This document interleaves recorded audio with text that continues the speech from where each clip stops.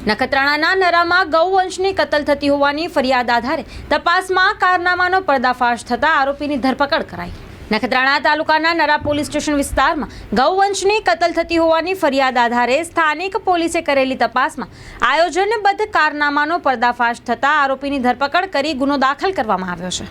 ગત 29 માર્ચના નરા પીએસઆઈ વીડી ગોહિલ સાથે હેડ કોન્સ્ટેબલ દશરથભાઈ ચાવડા અને મહેન્દ્રભાઈ રાવળ પેટ્રોલિંગમાં હતા અને બાતમી મળી હતી કે નખત્રાણા તાલુકાના ઉઠંગડી ગામની સીમમાં વિસ્તારમાં ભુજ તાલુકાના મોટા લુણાનો હસન ઉમર મિયા જીએજા રખડતા ભટકતા ગૌવંશ પકડી ગેરકાયદેસર રીતે કતલ કરી મોટરસાયકલ પર ગૌમાંસનું વેચાણ કરે છે, જેથી બાતમીના આધારે આરોપીને ઝડપી પૂછપરછ કરવામાં આવી। ઉપરાંત તેના કબજાની બાઇક સાથે 35 કિલો પશુ માંસ મળી આવ્યો હતો।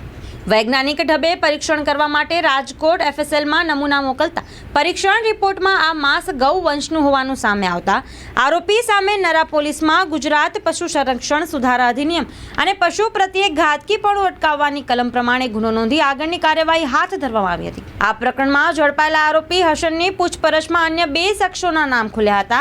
આરોપી લખપત તાલુકાના સમેજા વાંઢના મુસા દરિયા સમેજા અને મારક પારપિયા સમેજાની સંડોવણી સામે આવતા ત્રણેય સામે ફરિયાદ થઈ છે।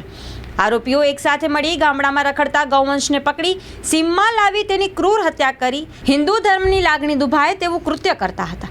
રેડ દરમિયાન હસન ઝડપાયો હતો, જ્યારે સમેજા વાઢના 2 શખ્સોના નામ ખુલ્યા હતા। પોલીસે ગૌવંશની કતલ કરવા માટે વપરાયેલા સાધનો પણ કબજે કર્યા છે। બંને ઇસમોને ઝડપી લેવા માટે આગળની તપાસ હાથ ધરવામાં આવી છે।